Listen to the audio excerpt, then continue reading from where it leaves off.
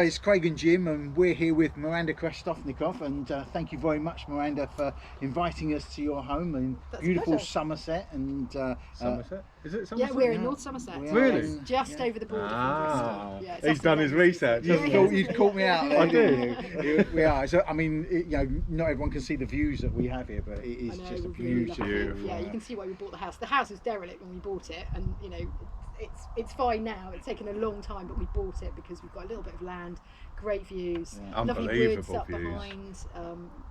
Lovely. And a dive venue. Yeah. Too, yes, where you can giant stride into the pond. Well, you have dived. Apparently, you dived I've in there. I've spent 3 hours at the bottom of that pond over lockdown. Yeah, I know. My daughter was paddleboarding with some friends. She put her mobile phone in an aquapack, and because they were taking videos of each other, and she'd secured it really tightly to the paddleboard, and then there was this moment of, oh my God, where's my phone? And we all looked around, and it wasn't floating on the surface. It was somewhere down the bottom. So, yeah, 3 hours of diving to try and find the phone, and I can't see at the bottom because it's like 15 years of silt down there, and it's just like doing And did you find it?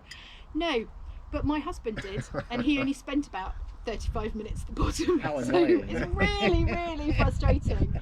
So he's the favourite parent at the moment. Yeah. But I have to say, aquapacks, I'm endorsing aquapacks now. They're amazing. So 2 weeks it was at the bottom of the pond. And the phone Only was at dry. 6 foot, the phone was completely dry, because there was that moment where she took it out and turned it on, you know, plugged it in, turned it on, please, and then obviously elation on her face. But to deprive a 14-year-old from a phone for 2 weeks, that was, especially during tough. lockdown. Yeah. I was like, it was your fault. I didn't drop it. It was your decision. So get on with it. I'm not buying you another one. You couldn't. You can't go out. I suppose you could buy one online. Yes. But...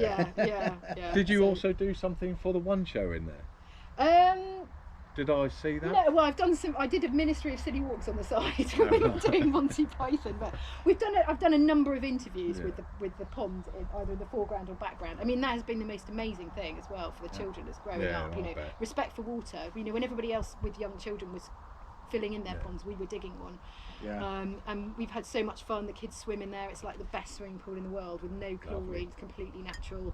You know, we have the frog spawn in the spring, and then the frogs and the newts. And in fact, during lockdown, we had a little sort of aquarium on the kitchen table, and every day we'd go and see what we could find from the pond. So we had little newts there. We had I've never seen we had mating newts, but I've never seen a common newt or a smooth newt laying eggs before. And it happened right as my son was doing his maths. It was like the maths is going that way. We were watching that newt very carefully, wrapping each egg around with a bit of leaf, and it was beautiful. So it's an endless source of wonder. There wasn't a pond there. You dug that pond out, and you've managed to get newts in there. Yeah, everything. Yeah, and we had a resident cormorant last year. He came and literally took every single fish out. We regularly get heron. We've had kingfisher there. We've had egret.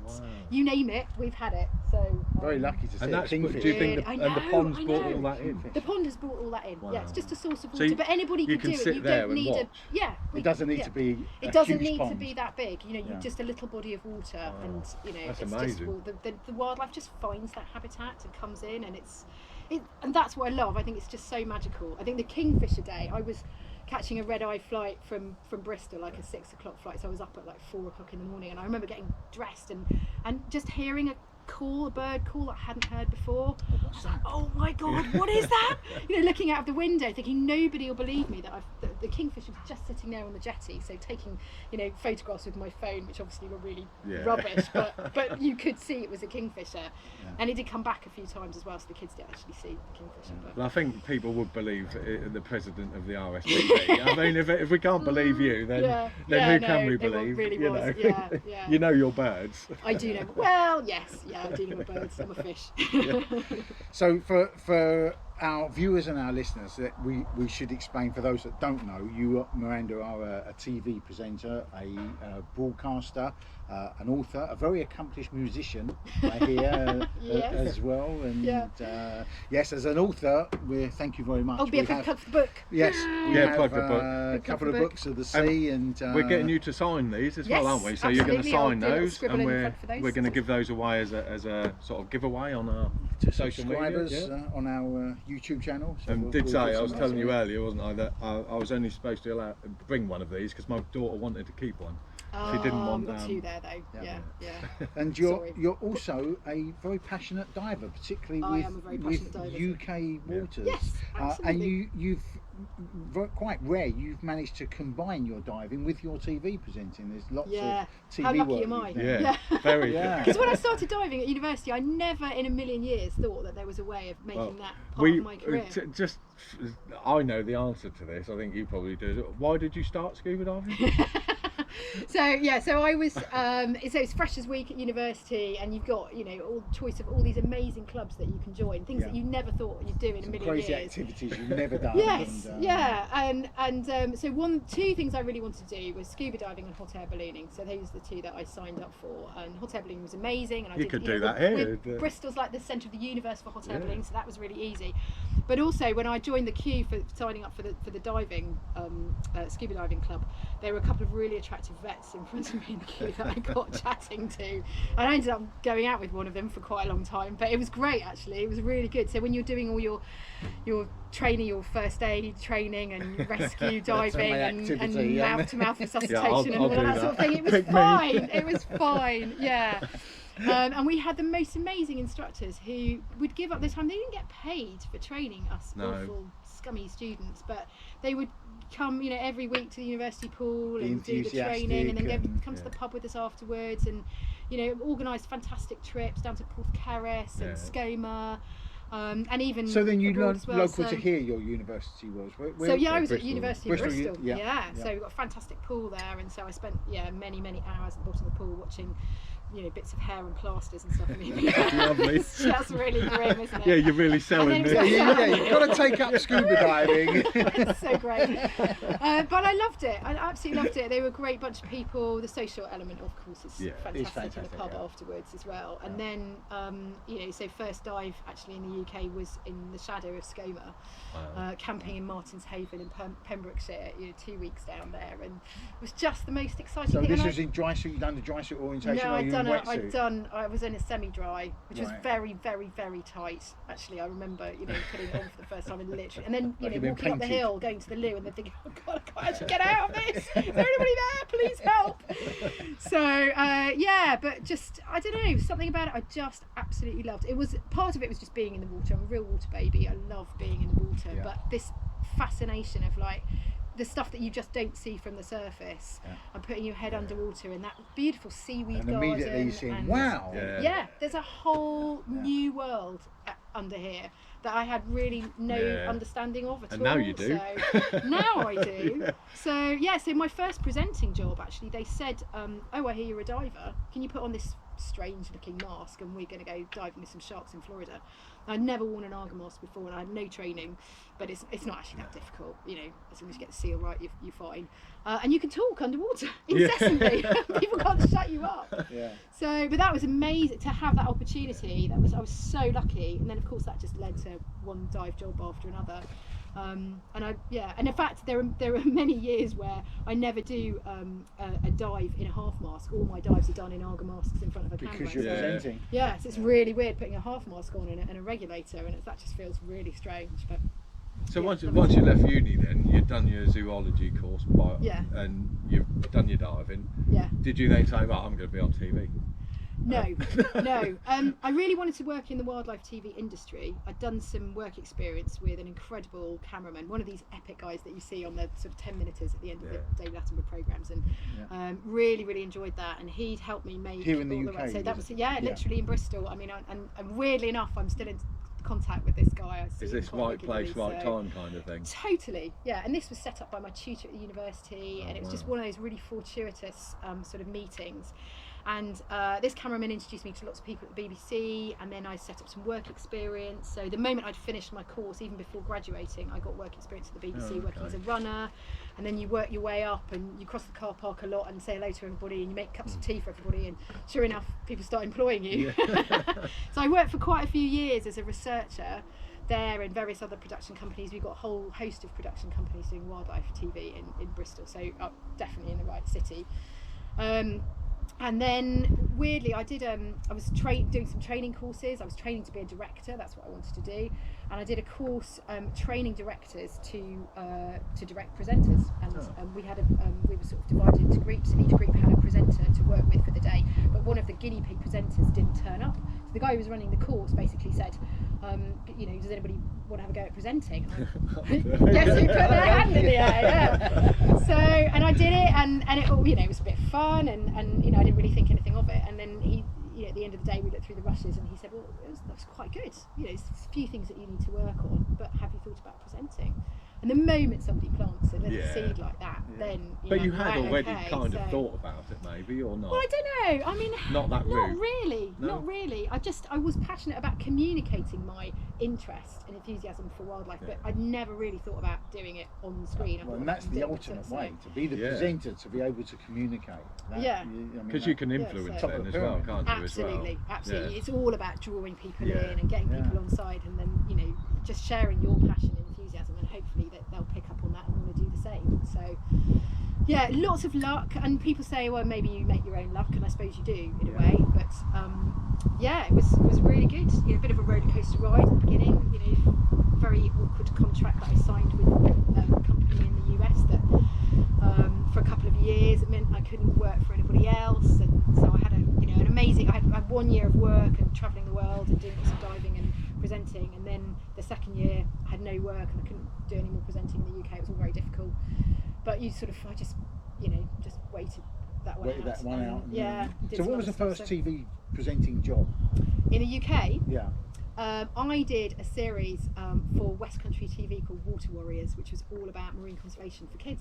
Absolutely perfect. So we went down to the lobster hatchery down in Padstow. We did lots of marine conservation stories, and it was absolutely perfect. So it was a series? So that was a series, I think 6.5 hours, but that was years that and years ago. That should be revisited, because it's more current now than ever before, isn't it? But I'm still doing that sort of work with Marine Conservation Society, sort of education projects and things like that, but just not broadcast TV. And then I became the pet expert on a children's TV show on a Sunday morning called Smile that Fern Cotton was presenting. Right. And I used to come into the studio with a frog or a mouse or a hamster or something ridiculous, and kids used to phone up and go, oh yeah, my bunny rabbit's not eating properly, or what should I feed my puppy, or so that was a bit of fun. But that was my first sort of foray into live TV, so that was really interesting, all the things that can go wrong. And then just a few, I did some local history series and archaeology series for BBC, and then of course called Coast. Well, I did Ret Detectives for Channel 4. Then Coast. I saw some of that, and you did some work in Ireland in some pretty awful conditions. Zero Viz, Waterfall Bay. I mean, it was literally back of the hand. It wasn't great. That wasn't the best diving that we did. I mean, in that circumstance, is it just get on with it? And I mean, we're here, we're on the boat, we've got the cameraman. Let's just see what we get. I mean, really can't do much else. Absolutely. Can you? I mean, the luxury of the scheduling in those days, that we had a week to film each hour programme. You'd never have that nowadays. With the one show, we have to do everything in a day. Come what may. So if there's zero viz or the animals don't turn up, that's it. And very, very rarely can we go back. We did last year. We were filming Undulate Rays down in Chesil. We got blown out by the weather the first time, and they did find the money to send us back and have another go. And that's all part of the story. So we just left the gap if they hadn't have done that. But the diving down in Ireland. I mean, it was absolutely awful. But you just have to make something of it and do a lot of archive, and had the visibility been amazing, this is what we would have seen. If you'd seen those cannons sticking out, as soon as you dropped in the water, but it's really hard. It's really found hard. A piece of oak that that's all you could see. I know, but that's the reality. But I don't want, that shouldn't put people off diving in the UK, because actually most of the diving I have done in the UK has been in really good visibility, and we've been lucky with the filming that we've done, but most of it's been really great. And all these people who say, I don't dive in the UK because it's like pea soup, it's really cold. But do you know what my argument to that is? People do say that, and yes, we do have issues like that, but we have the equipment to do it. So we have the equipment that stops us from getting cold. don't we? You know, and you can see visibility isn't as bad as everybody says it is, and you know, if you can dive in that, you can dive anywhere. Yeah, so, and also sometimes when the visibility I can't say is really low, you then concentrate on the little macro things, don't you? And you just get really, really engrossed. And sometimes, you know, if you can see the whole wreck, then you just like, oh yeah, great, and I'm going to swim the whole way. Yeah, that's really lovely. And take my big wide-angle photograph. Yeah, and you get sections, but you forget to look at the little stuff. And once you get your eye in and you see the little critters, you know, I love that muck diving side of things. I think that's great. So sometimes it just gives you another edge, or you just bail out and go to the pub. So do you find there's challenges with not presenting's hard, as we've found out, and we're not even doing it live, but not just presenting, but presenting and diving at the same time? Combining those two skills. Yeah, there are days where you just think I'm being task loaded just a little bit too much. I mean, I've had dives where you know, you're kitting up and they're filming you, so you're trying to do all your checks and they're filming you, and you're not really concentrating on your checks, you're concentrating on the filming. Where am I in and relation it's to the camera and that, exactly. Or somebody said, "Oh, can you just do that again?" And you've plugged something in and then you have to unplug it. And did I plug it in again? Did I? You know? And so that I find annoying. But now I've actually got to ignore that. I just ignore the camera. If you want to get your shot, I'm actually doing my checks now. For my safety, I have to do this. So yeah, because that's really, really important. So do you have a buddy with you then, or a safety buddy to check over, obviously, but you still... But I don't, having had incidents underwater, which we may or may not talk about, I want to do all my checks myself, because the buddy's there and they'll do everything for you, so you can actually concentrate on, oh well, I'm just getting ready for my dive, and you know, you don't know what it's going to be like, and all of that sort of thing for the camera. Somebody is sorting all my kit out for me, but I still now want to make sure we have a few minutes just before the dive, right? Whatever it is, I don't care if we have to get in right now. Just give me a couple of minutes. That's the priority, isn't it? That is sometimes the priority. you get a bit too stressed, and I did have a wonderful dive supervisor called Richard Bull, who's just the most epic man ever, and he would always he and I'd have a little moment before we hit the water, and he'd just look at me and go, "Miz, are you okay?" And he'd look me straight in the eyes, and he could tell if I was a bit like, you know, I've got to do this. And sometimes they give you all this kit, and they go, "Well, can you say these extra lines before you go in, or while you're down there, can you just do this?" Or we're diving with a cuttlefish, they give you a mirror. Can you put this in front of the cuttlefish to see if it recognises it's in reflection? I'm like, just leave me alone. You know? So he would literally say, "Back off, everybody. Right, okay, we are diving, and this is a serious thing. People die sometimes, so let's just, you know." So he had this wonderful sort of aura, and people are just like, "Right, back off," because I can. And it's really, really important. I can completely identify that, because even when we're diving together, I always want that minute. Yes. Just it is a minute. You do not. You want 25 minutes. No, that last minute where you just go. Yeah.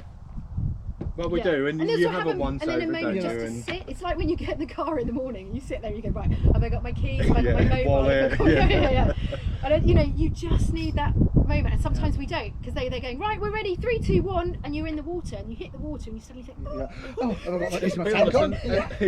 I'll plug that one in. I'm a dry suit hose. Which is not great. So we don't do that anymore. But I have had moments, I think probably when I was less experienced, where I felt under pressure to do things because people were telling me to do them right now. And now I just say no. Okay, stop it. We're not, you know, or I'm not feeling comfortable.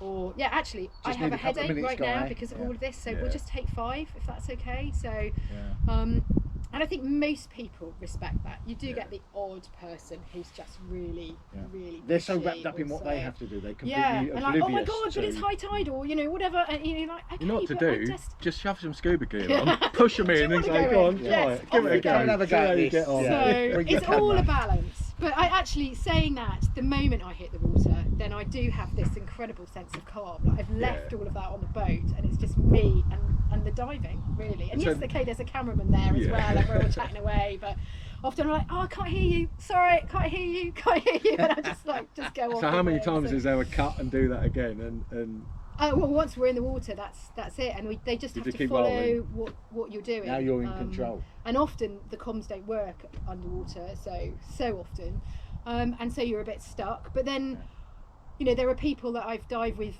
many times who you just, you know, once you're just in the zone, you're in the water, you just know how each other work. You've got a little plan, you stick to the plan, and everything's fine, and I quite like that. We've Yeah. left all that chaos and organisation on the boat, and actually now we're just enjoying the dive, and we just enjoy Yeah. the dive at the end of the day. And do you know, if we manage to film something while we're down there, that's great. Get a bit of presenting done as well. It's all good. Yeah. So and I just love it. Every time I hit the water, I love it. I never jump in and think, oh God, this is just like work. It's really hard. I just always think, oh, this is fantastic. I'm so lucky. You know, wherever we are. Jim and I, as you know, have driven down from Norfolk today. I know. You did bless do. you. It's a long way to come. Yeah, you're worth it. You Oh. to do this. Oh, what a I got a guy. mug as well. You got me a mug. Miranda's mug. It's Got a great. mug, yeah, got a mug. Yeah. But Yeah. you've dived in Norfolk, haven't you? You did Yeah. Time 2004 Yeah, time trial. trail. Time Yeah, trial yeah. back in Yeah. 2004. Did you get to dive on the chalk reef or any of the wrecks? We have done the chalk reef, and the chalk reef was awesome. Yeah. I loved the Incredible. chalk reef. In fact, the One Amazing. Show did a piece about the chalk reef, and that was just fantastic. And I have to say, you know, Norfolk's not up there in my sort of top 10 places to dive What? in the UK, No. because Cut. quite a bit of the Not diving. I have to, when we were talking about visibility, it's not often that. It's got to be the It right can time be, of year. yeah, right time Yeah. of year. You Right can time. get 10, But the chalk 15 reef, metres. we had just a great time, and the life there was amazing. Yeah, Incredible. little cuttlefish, Just, tiny so little just cuttlefish. again, all the tiny stuff. Yeah. Really, you just need to look, you know, because people do just go over the top and go, oh, there's not much here, it's a bit of seaweed. Yeah. Get Drop in down there, and you're get your down eye there, in. yeah. Absolutely. So, yeah, I love it. I think because Norfolk's so far away, you know, just Is as it? a recreation, I know it was quite a long drive. I this morning, didn't wasn't it? realise. Didn't notice. So it is, it's not somewhere that, you know, for me, I head down to Pembrokeshire or South Coast or something that's a lot closer. So I don't know that area around Norfolk very, very well, but. I mean, you Yeah, are a it's good real to- advocate, as Craig said at the start there, you're a real advocate for UK diving, as we are, and we think there's so many great sites around the UK that people just don't realise. But UK everything, you know, UK holidaying as well. Yeah. You know, with COVID and everything, we don't always have to jump on a plane No. and go People are abroad. finding that We out now. Really They're don't have realising to. what we've got. in Yeah, our and okay, backyard. I love going to the Red Sea and the Maldives. You Yeah. know, we all It's do. lovely. But actually, there's a huge amount here, and it's really special. And this is ours. This Yeah. belongs to us. It's our Exactly. back garden Yeah. that we need to explore and discover and protect. But and, I think and the fall in love with a bit variety more. of life that we've got, from basking sharks to blue sharks to cuttlefish to seals to seahorses, yeah. I mean, who wouldn't want to see seahorses? In but the UK. in the UK. How exciting is that? I know, it's amazing. Really, I mean, they're really, really hard to see, I have to say. So we were diving them in Studland. I think we did them for Coast and for the One Show. Yeah. And they are notorious. I mean, if I had been looking for one on my own, I wouldn't have seen it because they're so beautifully camouflaged in that seagrass. But and once you find it as well, once you see that seahorse, you've got to keep Can't your take eye your on it. eyes You can't off. take your eye off it. Yeah. And I was doing this interview underwater, obviously, with a scientist down there, and sort of, you know, again, not taking my eye off the seahorse, but feeling it was rather weird to be asking questions to somebody and not actually looking at them. So I thought I'd better turn my head and look at you. And then you turn your head back, Lost and it. of course, And it's where gone. did it go? It was here a minute ago. So don't take your eye off But the it seahorse. hadn't gone, and it's so- just camouflage. just beautifully camouflaged. Yeah. Yeah. And I mean, they're doing okay. They have been doing really, really badly in previous years, but I think this year the numbers seem to be up. We just need it's endless, it's sort of same old story. We need protection of the areas Yeah. where that they're found, where they're breeding.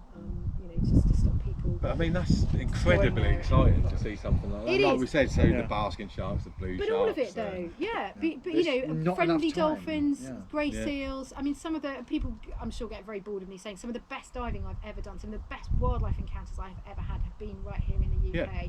I mean, going up to the Farne Islands, Well, and we playing bang with on the about the farms, seals. don't we, all the time? How good is that?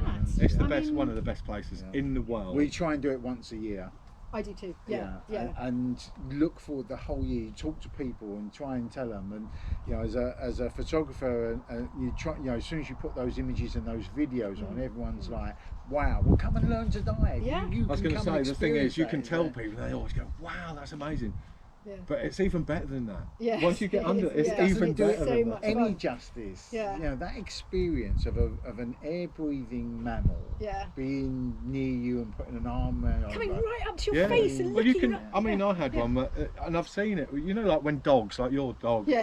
will go round in circles Yeah, to get. yeah. Play with me, These come on, seals come on, do play that with in me. the kelp bed, and They they go do, round they about, do. And they really want to play as well. They and really they want let to you interact, stroke their don't they? heads, So, don't they? And they yeah. want you to interact with Yeah, them. and it is just, it's so appealing, isn't it? It really sort of. And that's pulls good it viz. hot. I mean, Yeah, I've not been there when really, it's been terrible viz. Always good viz Yeah, up there. it's a little bit cool, but we've got our dry suits, but that could cost you, I think it costs us normally about £250, £270 for 3 days. for 3 nights. Drive up accommodation, on a Thursday, food. Dive Friday, Saturday, Sunday, drive home Sunday night. And you think 6 dives. that is cheap, isn't it? it's So when good, people say diving's expensive, Doesn't have to be. it's Doesn't not, have is to it? be. And who you would pay? People pay more than that to go and see a stupid show in a God, absolutely. you know, yeah. and we're doing it with wild animals for Easy next for you to nothing. say.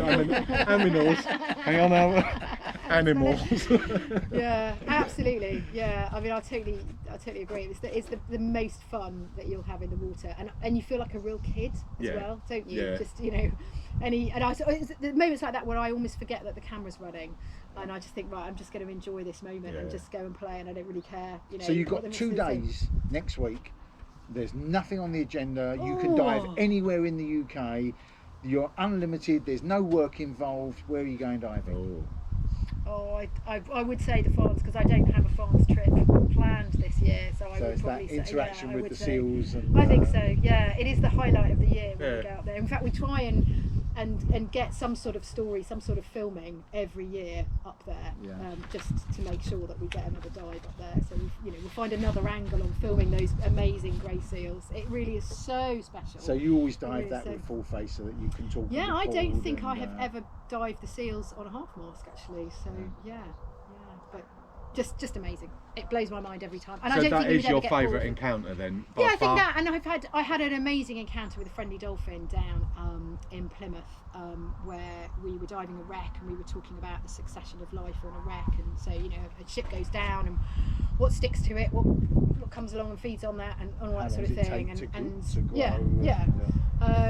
And I was there, and we had this beautiful pink sea fan, and I was there sort of chatting about this pink sea fan, and in my ear I could hear, with very bad comms, somebody shouting something in my ear, and they were alerting me that right behind me was this friendly dolphin, and there was a moment also, it was like, well, hang on, we've just spent weeks and weeks and weeks setting up this trip, and we've got only today to film this story for the one show, and this is what we do. Do we stop and go? Other stuff happens. You've got to be really focused. I was like, the wreck will be here tomorrow, Yeah. and so will the pink sea fan. But the dolphin. But the dolphin Dolphin won't. won't. So I think, well, whatever happens, we go and do the dolphin, and then we'll just Yeah. make a call to one show. We need to stay on another day and do the wreck because we didn't get it. We got something better instead. And that again, amazing. Just like the seals, a wild animal approaching you.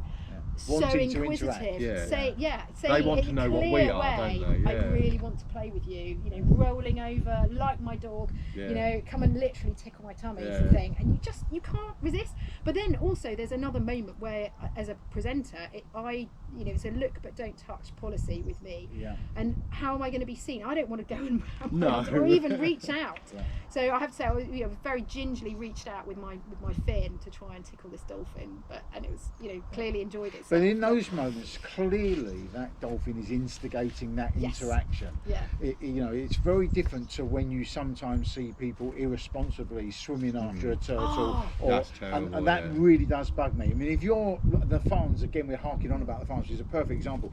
You're just stationary in a water Yeah. column. And you need to let that animal approach you. And they will, and Yeah. they do, Yeah. and that's different to swimming after Yeah. something and chasing it. And We were up in Scotland over the summer, and we went up to Channery Point, and every time we go up to Scotland we always go there to watch the dolphins.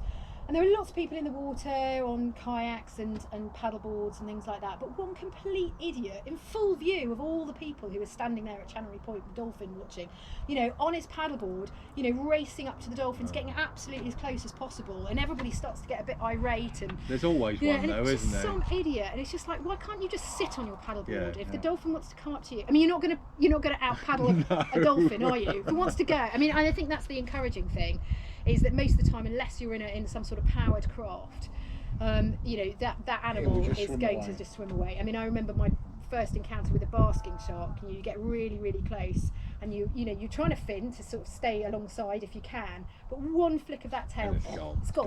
Yeah. Where did that go? I bet that was pretty So- amazing. But that one person on that paddleboard just ruins. Everyone's there has been watching. And then it's people go, coming oh, closer. paddleboarders are all really irresponsible and blah blah blah. No, they're not actually. They're all really responsible. It's just that one idiot. Yeah. I But that's the desperately same wanted as to- walkers in the country, drivers, anyone. There's always the irresponsible one. Yeah, but and it so spoils it for the rest of us. Yeah, you unfortunately. can't. But the sort of- dolphin swam away, so Yeah, it was fine. it was fine. But yeah, that does make me. It makes me back jet skiers, and yeah, people in ribs who decide that it's a really good idea to just circle an animal, whether it be a whale or a dolphin or Yeah, whatever. Just makes my blood boil. So your favourite encounters of all time are in the UK? Right, yeah, is that friendly dolphin and the seals Yeah. up in the Farne Islands. I mean, it's amazing to see a manta ray, and watch them coming over and all that sort of thing. But I think again, because it's special and it's here, right here, in the UK, and that I can take my kids to do it, that anybody can do it. You don't have to fly, you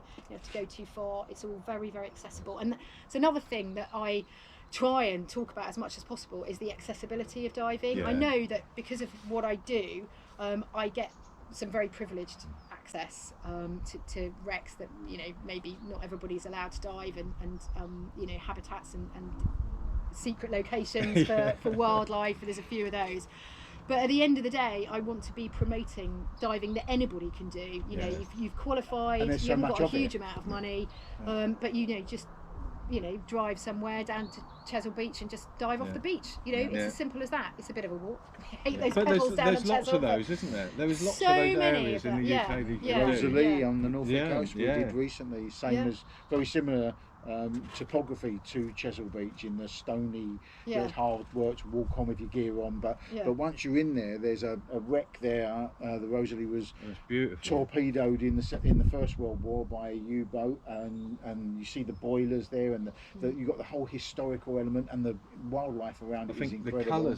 colours, and you've got oranges, purples, whites, and you've got lobsters, you've got crabs, you've got jellyfish, you've got fish, you've got everything, haven't you? And And it costs and it's nothing to 7 walk off metres. the beach. Yeah. Yeah. It's Easy 7 peasy. metres, An and you can airfield. see the mast Yes. sticking up. £4 for an Yeah. airfill, and you can and go you're going to be and see- quite fit to carry Yeah, on.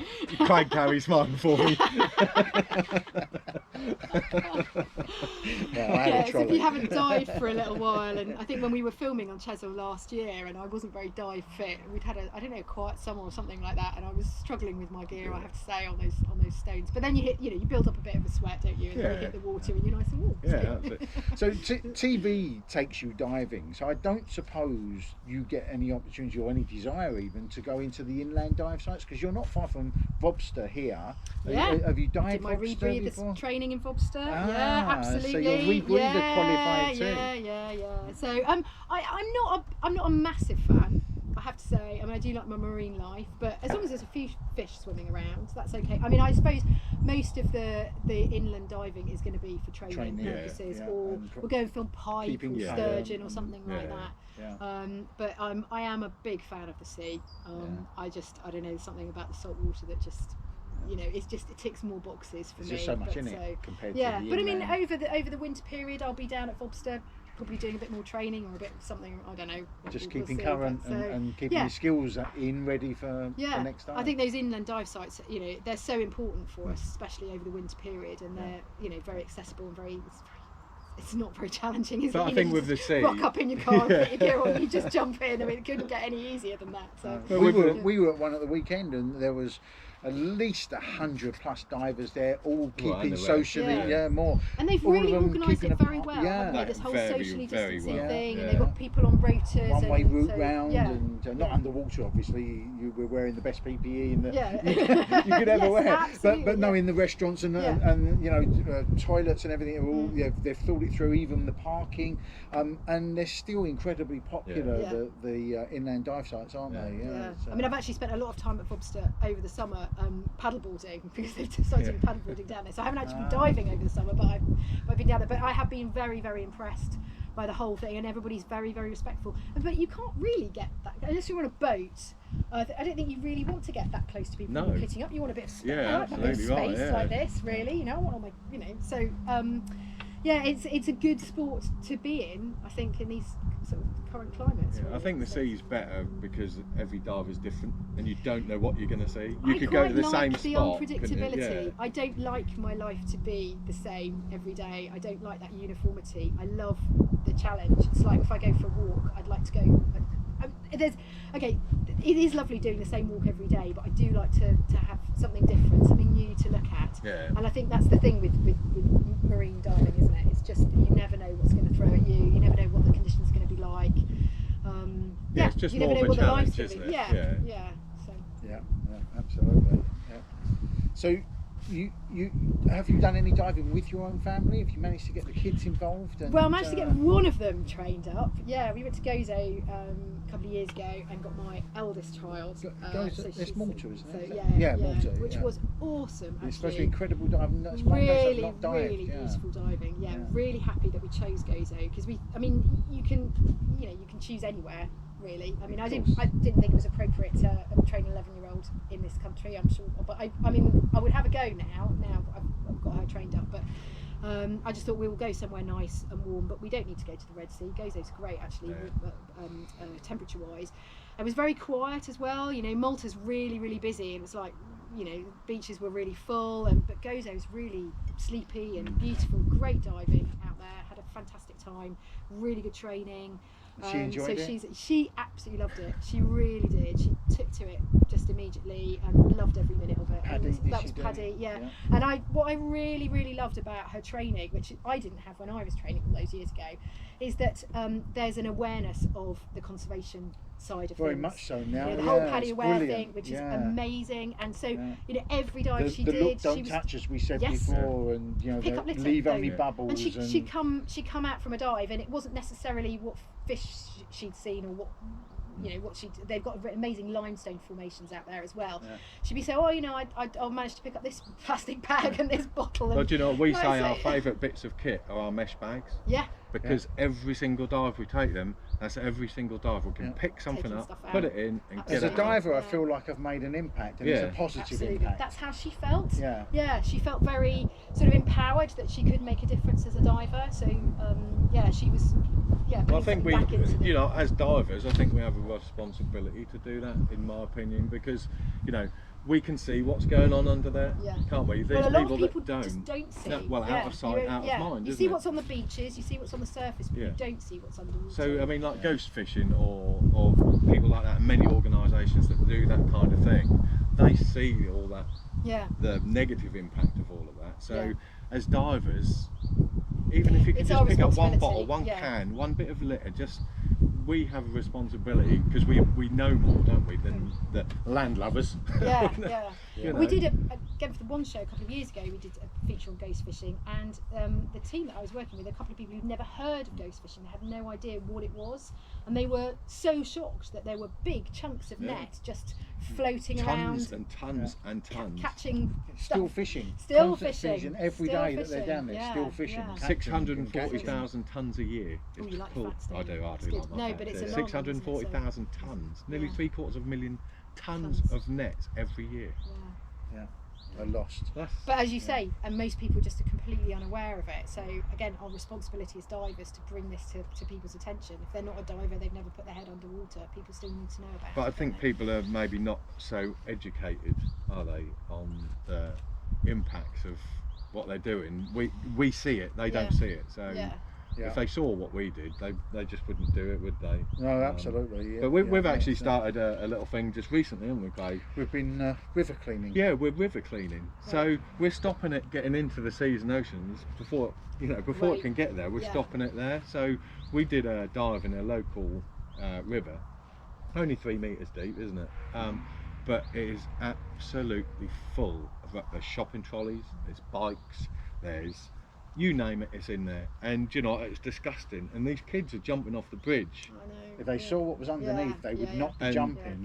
You know, poles sticking out at 45-degree angle out of the riverbed, and you look at it and think, oh, don't jump. So on Sunday, we're going to lift it all up. We're going with our lift bags, and I think that's something we're really keen on doing, is just getting that out. It improves the ecosystem as well, doesn't it? We're doing our bit for the environment, and it costs us nothing to do that. And we're diving. Well, it's not quite diving, but you know, it's but having a positive when the kids impact. were learning to paddleboard, the paddleboard instructor, you know, put something on the front of his paddleboard and said, "Oh, we're going to go look for river chickens." And the kids are like, "What's river chickens?" And I said, "Well, I'll find you a river chicken, you know." And it's basically stuff that's floating, it's rubbish. But the kids again are really proud about, look how much stuff I picked up from the river, you know. And it's slightly, you know, sad on, you know, in one respect, but also they're making a difference. They love that river. Once you infuse them, then they, you know, they want a clean river to paddle in and to swim in, and they're doing their bit. Well, the thing is, it doesn't disappear, does it? You found a Coke can, didn't you, from 1984? Olympics, 1984 Olympics. I mean, It's never going to go doesn't anywhere. go Unless I went and picked that up, that's going to stay there, be there. Somebody would come along, a diver would see that in 100 years' time. That's just ridiculous, you know. It's crazy. It is. But one thing Jim and I often discuss, though, is that unfortunately divers tend to be like us. Like us. Like him. What are you saying? Like him. Fat Like him. 50-year-olds. No, the dive community is ageing. There's no doubt about it. If you go on a liveaboard and you see the type of people that are diving. Why is that? I know, why are we not we think it's because people think it's expensive, like we've already discussed. It's maybe initially it's slightly more than you might think, but not compared to any other sport. You still need to buy all the gear. But it's maybe the middle-aged men like Craig that are, you know, have a 32. plus, that have a disposable income and time, whereas younger people don't have that disposable income all the time, or to learn and to buy the equipment. So maybe it is people like Without us doubt. that... I have a different theory. Okay, and your theory? So you go into some place that sells GoPro equipment, and they always have the video running, and it's snowboarding, wakeboarding, cycling, and every single thing that is shown, you know, the camera mounted on the it's all adrenaline. It's all high adrenaline, and it looks fantastic. And then all of a sudden, the scuba diver clip comes along, and this girl looks beautiful and serene, and it's like it's in slow motion. And the kids of today have got so many other choices. To scuba diving, and scuba diving, when you get them in the water, they'll go wow, as your daughter did. If they're watching those type of things, and they're that way inclined that they may want to go mountain biking, and they see the camera on the guy's helmet as he's flying down the mountain, and then the clip comes on with the basking sharks swimming past at 1 mile an hour. If I was a kid that age, I'd want to go mountain biking. I like your theory. It's good. I think you're both right, actually. I do think, and also I think the thing with scuba diving is that you need to keep it up. You can't just dip in and out. You can't do it 1 year and then 2 years. You've got to stay current. Yeah, because it's just dangerous. And I think people, you know, lots of people train, don't they? But do they keep going? They sort of tick. It's almost like, I've ticked that box. I've been to Thailand. I've done my PADI. You know, box tick. Right. You know, now I'm going to do something else. I guess there is a lot of that. And also it's like, if you want to go mountain biking, you've got a mountain bike in the garage, you know, you just pick it up and you can go. Off you go. It's a little bit more effort to go scuba diving. Sometimes a lot more effort. But I think one of the things is that COVID has proved that people have doing less diving because the effort that they did put in was going on holiday, and that's when they'd dive. Now they've got to thinking, well, I want to dive, but diving in the UK, I need to dry suit, and you know, and they're put off by it. But if they could only see that making that little bit of extra effort and diving in the UK, they would then go seahorses, really, basking sharks. If they could, you know, they made a little bit of effort to see, and you're a massive advocate for diving in the UK, and which is fantastic. And you know, we hear you at the dive show and the presentations that you do, and you people, we're actually not watching you, we're watching the crowd and thinking, you know, people are really actually listening. I'm watching. I mean, that's the whole idea, really, is to share my passion. I've had some fantastic encounters, and I love UK diving, and I just want everybody else to realise how amazing. So how do we encourage more, not just more divers, but younger divers, how do we get to the kids? And female divers as well? You know, I mean, that's something that we feel strongly about. It's very difficult to try and get not just younger divers, but young female divers involved in what is predominantly a male-dominated sport. It is in the UK, but there's isn't people it? like you, so yeah. girls, so. you could be like Miranda, you know. But you don't have to wear black. It's the black neoprene that puts them off. No. It's the James Bond look. You don't wear black. So I don't wear purple. black. No, purple, You've got purple. turquoise, yeah. So how come colour that came possible, about? My favourite colour is purple, and O3 very kindly made you a purple. I had a chat with them, and let me just undo my I said shirt you couldn't make me one. Oh yes, good, well done. So yeah, well, I had a turquoise and red one for quite a few years, and then I just said, actually, you can make me a purple one. It'd be really amazing. And then, oh, by the way, I got a purple one, which was great. And then I said, well, actually, I need a backup for all my gear, so I actually need a second purple one. They went, we can't get hold of that neoprene anymore. And they went to a great deal of effort. I know. So thank you, O3, to source some neoprene. So I've now got 2 identical. And you still wear that now because you're kind of known for your purple dry suit. I know, and I think they've had phone calls now. People phone up going, I want a purple one like Miranda's. It's like, Miranda can't get that neoprene anymore. What did we ever give her that purple for? I have been, they've cursed me ever since. But that's my thing. As I've got purple fins as well. Okay, so getting back to how do we get people involved? I don't know. It's this age-old thing. Is how do you get people out and about? How do you get kids away from their screens? You've just got to make it really sexy and really attractive, and not have people like us shouting about it. But maybe we need to the younger generation. Maybe I need my daughter to start shouting about how amazing that. Well, there's something that off camera we'll talk to you about off camera that maybe she could get involved with. So, but I think we probably do need to find, the sort of 18 to 21, get some ambassadors. Or younger, who those that are starting off, the 10, 11, 12-year-olds. Because also a lot of parents think that you've got to be much older to qualify as well. And I mean, I have to say, when I was looking into it for the kids many years ago, I couldn't believe that actually at 5.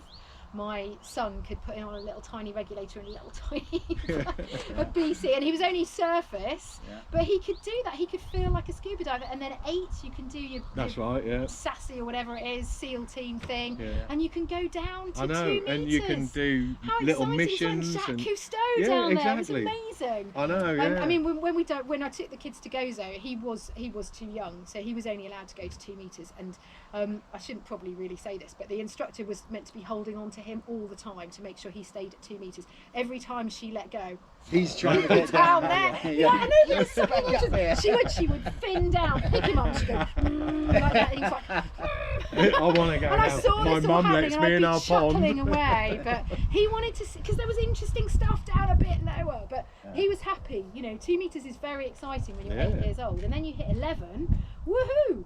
I've seen manta rays at 2 meters. Exactly, how exciting is that? So I think also it's getting the word out that you can do this at quite a young age, and you can make it a family activity. The number of families I know who say, oh yeah, we might take the kids diving when they're older. What do you mean older? They're old enough now. Go on a family holiday, and what a fantastic thing to get your dad qualifying with the daughter. How fantastic is that? Would be really incredible, I don't look back on life with many regrets. I'm not that sort of character, but the one thing that I would have loved is to have learned to dive as a kid. That is the one thing in my life. If I'd learned as a teenager rather than I learned in '93 on my honeymoon and my early 30s. And I was going to say he was about 50 then. Thanks, Jim. So cruel. but that I look at kids now diving with a bit of jealousy, a little bit of a green eye, thinking, you don't know how lucky. And they can travel, can't they, around the world? They can travel around the world and just sort of work for accommodation and food and anywhere in the world. And absolutely. I mean, amazing thing to do during your gap year if you can, get qualified to be an instructor and go and then go off and earn a little bit of money and work around, do Thailand and Aussie and all of that. Definitely. So you're a PADI ambassador, aren't you? I'm an ambassador diver. Ambassador diver. So that happened quite recently during lockdown. Actually, so I haven't really done very much. What does it involve? Does it involve bringing in new it does. Younger divers? It involves talking to people about diving and getting as many people involved as possible, and sharing stories and sharing passion and enthusiasm. And just getting people fired up about diving, and especially for me, obviously, we go back to diving in the UK, telling people about how amazing the diving is right here in the UK. So your talks at Go Diving, when I've watched them, they're really nice talks, really exciting, and you're sort of hooked in straight away because you've got some great stories. So can you, as a PADI ambassador, can you not, and we're talking about youngsters, take that into schools? I do. Yeah? I do. Yeah, that's why I wrote the book, and I take that book into schools, and I go and talk. I share my diving enthusiasm and passion with schools. I do a lot of talks to schools, and I love that because there's one thing, sort of broadcasting and being on the one show and millions of people watching. It's lovely, but you having a direct connection with 500 people in a room, you have much more power there. You have much more impact. You know, people come up to you afterwards, and whether they want a selfie or they want to buy a book or they just want to say hi. Yeah. That is so much more rewarding, and I mean, I would do that every day if I could. And really. do you I get just sort find of, it really do you see a sign up kind of for school? Because I don't know if to it's directly 500 translatable, really, but I mean, I have had people write to me and said, you know, because of hearing you talk or seeing you talk, I've now become a scuba diver, and you know, I did my first open water dive last week or something like that. And occasionally you get people writing, and that is, I just think if one extra person has signed up because of something I said or something I shared with them, then that's my job done. I mean, you know, obviously I'd like hundreds of thousands of people to be signing up, but I'll just keep on shouting about it as much as I possibly can. I think especially for kids, you know, it's a world that most of them are very unfamiliar with, and they just put on a mask and just put your head underwater, and it's this whole I was going to say, because if we don't get the youngsters involved and they are all like Craig, then you know, in time, it's going to dwindle away to nothing, isn't it? It's going to. I'll be there in my Zimmer frame. No, but there's not going to be much of a dive. It'll be more of a niche for it's the rebreathers and the deep divers that. Maybe you've got something. Maybe I should get my kids. I mean, I haven't really. I try not to get my kids too involved with the telly side of things. I'm very measured about what they do and what they don't do. But actually, maybe this is the thing. I should actually get both of them involved in you know, trying to promote diving I think for young that, people. you know, that's such a big thing, isn't it? That we've got to try. I think the huge thing is it's all well and good people of our age saying to kids how good diving is. But we're not cool, are we? It means nothing. Well, he's not. I'm not cool. I ask my kids, I'm not cool. If kids are telling kids how cool diving is, if kids are sharing on social media, look what I did at the weekend, to their mates, that's a whole different world of access and exposure to the sport than we're ever able to give. And I think that is where probably this is the slightly challenging thing about living in the UK, is because a lot of us dive in dry suits right the way throughout the year. I do. And to train a child in a dry suit's a little bit more tricky, isn't it? And also to get a dry suit to fit a child, because they grow so fast, so you really are limited to sort of, you know, wetsuits and probably 2 or 3 of them. And so that's more of a challenge. I think you probably, if you're being realistic about it, it's not impossible, but you're probably looking at therefore a family holiday abroad to get them started, because you also don't want those children to spend all the time underwater thinking about how cold they are. And I have to say, my little boy in Gozo, he did get cold. We did a lot of free diving, and that's in Gozo. And that was in Gozo with a long wetsuit on, but he was quite skinny then. He's got a bit more Yeah, muscle meat on on him him now. now, But back then, if you've got a child who feels the cold, then unless you're in in the Red Sea or Thailand or something like that, it is going to be more challenging, and that's just the reality of living where we live, isn't it? So when you go to the schools, maybe, you know, I'm sure you've all thought of this, and PADI, why couldn't you take a local dive centre with you and PADI and say, right, here's the information, take that home to show your parents. If you want to sign up, go to the local dive centre and get an idea of how much impact that's having, and you might get more people sign up. Do you know, we absolutely could do that. It's just not something I have done, but it's absolutely what we should be doing. And I think that's I think at the dive show, what was quite interesting, there was a scout group there, or there's an initiative with PADI and scouts, I think, about getting scouts to do try dives. And I think we need to go into schools and offer try dives. And maybe that's something that I can do with PADI, is say, right, okay, I know it's a lot of money, but let's take, you know, every year 6 or every year 7 or whatever, and give them the opportunity to do a try dive. You know, they do cycling proficiency and they do golf and whatever. You know, why can't we do? And it doesn't have to be in the sea. No, it doesn't have to be in a lake. It can be in a swimming pool. Absolutely, I mean, in fact, both the children for their 8th birthdays did try dives and brought friends along, and we had so much fun just in a pool at 2 meters. Exactly. You know, throwing stuff to each other underwater and just just feeling like a scuba diver. So we all need to focus on that a little bit more. No, but that's what I mean. Right, that seems involved. like a simple fix. Nothing that easy, is it? But if you were there talking how you talk in the passionate, enthusiastic way that you chat about what you've done, you had PADI there and a local dive centre or dive centres. Yeah. And then the Absolutely kids right, yeah, kids, here's a bit of paper. Go and tell your parents you want to do this. Yeah. Yeah. Right, I'm going to do that seems- now. that That's seems my like an challenge. easy one, yeah, doesn't it? It is an easy one, and yeah, I don't. So yeah. instead of one, Yeah. you might get 3 or 4. Yeah. Well, that's 3 or 4 from every school you go to. Yeah. Wow. Yeah. I mean, you're starting to get up to Yeah. some good numbers there, Yeah, aren't you? yeah. But always when I speak to a school, I always say, in fact, I speak to any audience, I always want to gauge how many divers there are. Because Yeah. you go and speak to the local WI, there's normally one diver in the audience, and that's the husband of Yeah. stereotype. Sorry, but it's often quite amazing how many primary school children have actually dived. So even if one hand goes up, I'm pleasantly surprised. Yeah. So it is definitely it's more on people's radar, but you're so right. Something we I'll need Let to that do be more my work challenge on. for the Yeah. next Yeah. year. Is that I'll try We'll and report back. do that and see if we get some sign-ups. Can we Yeah. ask you about your charitable work? Because I mean, first of all, it must be a huge honour to be the president of the RSPB. I mean, we were with Yolo Williams. Yeah. Oh, what a last guy. week, Yeah, and yeah, he's yeah. lovely, and He's lovely. him and his birds. I mean, I know. that's how he He is, refers yeah, to them, yeah. my birds. Yeah, you know, yeah, and, yeah, absolutely. But that must have been 2013, is it? Since you Yeah, I think so. Yeah. Is that it's worrying brilliant. that we So- know more about you than do, you? I know, it's awful.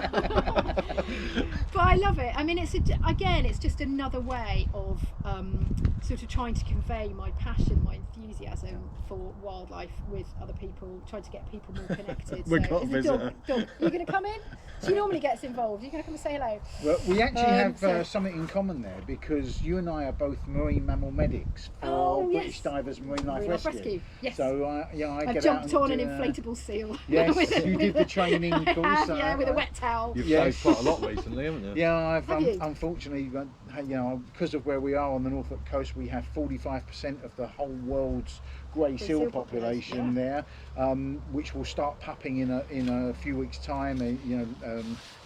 November really, but we've just had the common harbour seals have been pupping over the August, and we've had too many call-outs, lots of mouth infections, and so unfortunately, yes, I've been out and about on the beaches rescuing seals a lot recently. But I know you're also a trained marine mammal medic and have done the and a Yep, done the patron course. for us at BDMLR. So Yeah. thank you. Yeah, no pleasure. And I mean, I just think you look at any wildlife presenter, we're all involved in charity work because we all, we Wanna give need to put something something back, back. yeah. Absolutely. Here am I making my living out of this. It's really, really important to put something back, and also just to help promote these charities as much as possible. And if we can do that through telly or through any other way, then that's really, really important to us. So,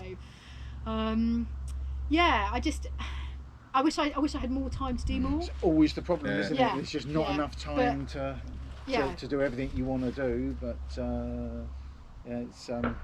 And I think the grey seal Still is gotta your work. favourite mammal, is it? Yeah. Favourite bird is puffin. I know it's pretty predictable, isn't it? And the grey seal's favourite. That's funny. mammal. I opened the book this morning at a random page, this book, Yeah. to my daughter, and I ended up on page 42, which is all the sharks, Yeah. and 43 is the sharks. And then I flicked through it, and it happened to be a grey seal at the bottom, in the bottom right-hand corner. She went,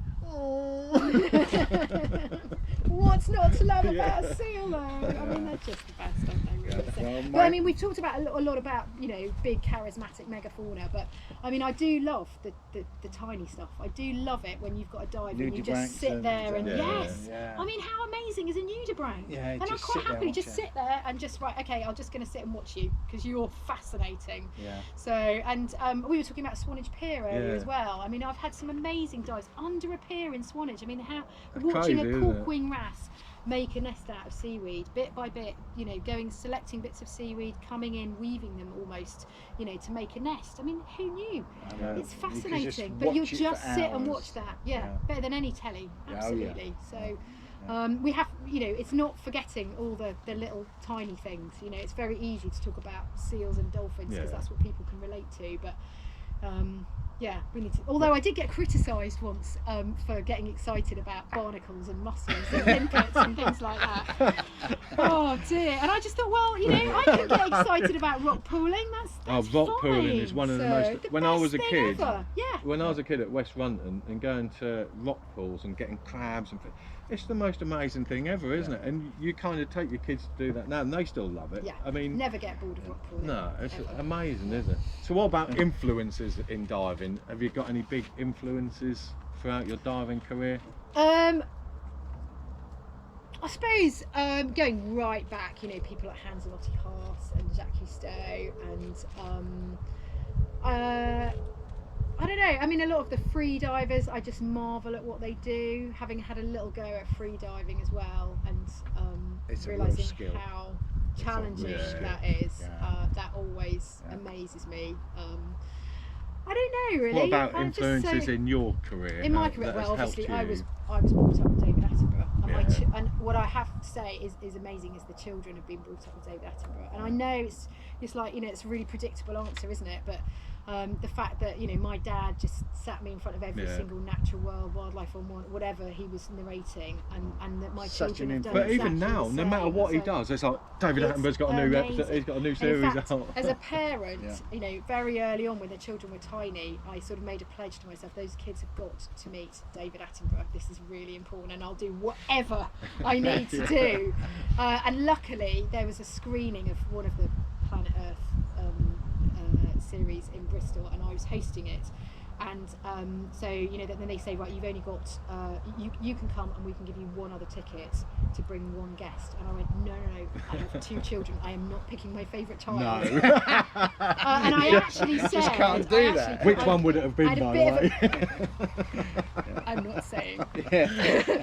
And I, you know, or bringing my husband and leaving my 2 children at home, that would have been awful. And I actually dug my heels in. I said, I'm not going to do the event unless my entire family come with me. So they bent the rules, and we, you know, my husband and my children were able to come. And then there's the, okay, they're in the room with him, but how do we actually engineer? You know, I just wanted him to say hello to them and, you know, to get that picture. And we did, and it was incredible. And he was just, I mean, the kids just basically were dumbstruck. I mean, they were like, oh my God, it is God. You know, it's just like meeting. We're so privileged to Yeah. live through his lifetime.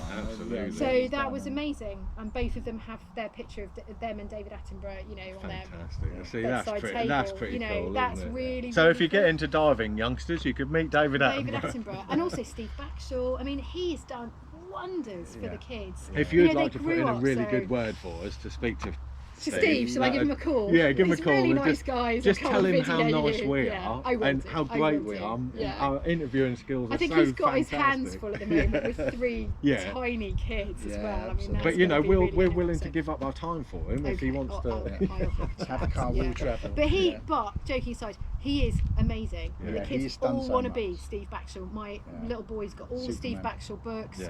You know, he comes on the telly and everything stops. Yeah. He's just been amazing. Yeah. And so knowledgeable, yet, you know, it's not geeky, not No, and weird, you know, passionate, enthusiastic, oh everything, my God, isn't he? you just He's drink Mr. in Cool. every word he Yeah. says. He is Absolutely Mr. amazing. Cool, isn't he? I do Yeah. hate him actually. Yeah. I know, I To do be too. fair. I do too. Yeah. Is that why you'd eat him? Miranda, But- we could talk for hours. Shall we? but- Let's talk for hours. I've got We one get- more- the I know, I've battery's got a running really out, good but we'll question. keep We put talking an for hours. end on. Why I not? need, Because otherwise we won't have an I end. need one question. One Go more on. question. One more. I heard Can you we do an end first? I heard you can play not listening to you. cards We do- with your I feet. know. Where did you read that? No, I can. Well, I used to be able to. It was one of my party tricks that I've got. I don't know. I used to do lots of crazy things with my feet, but I can actually hold cards and deal cards with my feet. But the prehensile toes, I think. Oh no! What a You've been skill. reading too much. Yeah, too much passing on. stuff that's Power out there. of the I think internet. It's I know, amazing what it's you can out there, find isn't out. it? It's Yeah, you really remember that bad. guy when you were 18? That bet. Yeah. He's here now. Yeah, and here he is. Reel him in. Yeah, go on, my do your goodness. Power of the end. internet. Yeah. So only Oh. we will talk for hours. Yeah, I know, I but, know. but if we don't have an ending on, we can't. if He's we going to run do his out. ending.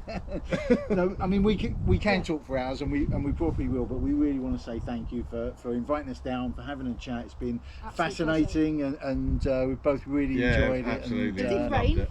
It didn't Which was a good rain. thing. Yeah. No, Yeah. tea was fantastic. We got chocolate You haven't biscuits. eaten any What more could we biscuits? want? Well, I know. brown teeth. not Yeah, good. yeah. I will do Spitting now. at me. He will now, he'll polish them off, yeah. Thank you for my mug. You're very, I very love my welcome. mug. Look Yeah. at my mug. It's Miranda's great. mug. Yeah, It's been an very absolute cool. pleasure, Thank you. Thank you. Yeah. It's a lot of fun. I could talk about it forever. So. Yeah, Right, us well, too. But now we can, because it runs out, I don't care. 'Cause Yeah. we've got an ending. So Now you can carry on. Now you can carry on and say whatever you like, as long as we've got an ending on there. 'cause Or you could Yeah. do, if we got film, you could sign those on camera, couldn't we? We could get authenticity here of have you got a pen? I have, of course. Yes. I have a pen. Yeah. He has everything. Somewhere in a pocket. I know I've got a Sharpie here somewhere. It's not, it's a crayon. Oh, look, and it works and everything. There we It's go, there's amazing. one. Yeah. So how are you going to sign them? Because we don't know who to. No, so well, just no, as long lots as of love, Miranda. Yeah. Lots of love. Enjoy the sea. Yeah. Best wishes, Miranda. Yeah. Yeah. Yeah, Okay. that sort of thing. Great. So you've got 2 of these. What do people have to do to get to? It's to just win to these? subscribe to our YouTube channel. Like most things now, you need Followers subscribers and, and followers, don't you? subscribers. So all they have to do is subscribe, and that's it. Okay. Brilliant. And then we'll pull the names out of a hat, and the winners will get sent the books. Okay, and these are beautifully illustrated. I Oh, have to they say, are. They're the absolutely lady stunning, who did aren't the they? illustration. So we're talking about rock pools, and Yeah. she brings a rock pool. Like I did a lovely. We did book tours and signings and stuff like that in festivals last year, and it was really fun. I went with her, and she showed the kids how she did the rock pool section. So she said, well, with the rock pools, I wanted you to imagine that you are a limpet or a crab in a rock pool. So we're not looking down a rock pool into for it. you. You're in the rock You pool. are that. So so here you go. Draw your rock pool. So all the kids are drawing their rock pool, right? And what are you seeing around you, and all the different colours and everything. And she just brings it alive. Her illustrations are absolutely Yeah, and stunning. they're colourful, Just- aren't they? And This they're- is the one I just love. I mean, so a book about the sea is going to be green and blue. She's got orange, she's got purple, she's got turquoise All the in there. reflections It's of the amazing. sun. That's my favourite one. So, The sharks that I mentioned earlier. There. That's yeah. I mean, So that's I have to say, when I saw her illustrations, my heart just raced, and it was lovely. And her puffin as well. So she lives near the Isle of May, and Right. so and she really loves watching puffins. And so she's just got the character of a puffin, and the gannets as well. Yeah, if you've been in the brilliant, water, yeah. you've seen And the gannets diving diving down, down. yeah. That's exactly what they look Yeah. like. Yeah. And it's When you stylised, sweat but back it's a gannet, you Yeah, know. But And- these are all Couldn't be anything is else. factual Factually, as well, yeah. isn't it? Well, I had it's- long conversations about, if it's a ballan wrasse or a corking wrasse, it's got to look like a ballan wrasse or a corking wrasse. And Yes. she's like, really? So yeah, that for me, even not important, for isn't it? anybody It's gotta be else, for accurate. me, it's got to be accurate. Yeah. And so she's done a huge amount of research and made sure that everything is scientifically accurate, but she hasn't lost her style. Yeah. And that I love. So Jill I'm just Calder, getting my you are- 3-year-old granddaughter, and she's now all of a sudden so fascinated by fish and the sea, and all my shark photos I show her, and all the photography I've done, and she's now sitting on my lap. Show me pictures. And so yeah. I think it's good. It's not just about the creatures in the sea. It's like you've got polar bears, haven't you? And yeah. like you say, the gannets and puffins and Yeah. everything that's involved with the seas and oceans. I think it's amazing, bro. Thank Yeah. you. I think it's amazing too. Yeah, really. But yeah, I'm just That trying to is find the just one fabulous. about the shipwrecks as well, because you Yeah. dive a shipwreck and you sort of think, oh, maybe it is a bit sort of dark and Torches? so yeah, I love the torch, the illumination, and then actually the colour of the fish as well. Yeah. It brings the whole thing alive. So Yeah, it is brilliant. Amazing. So is that you and Steve Batchel there? that's the Who two of have us. you- Can you tell? Yeah.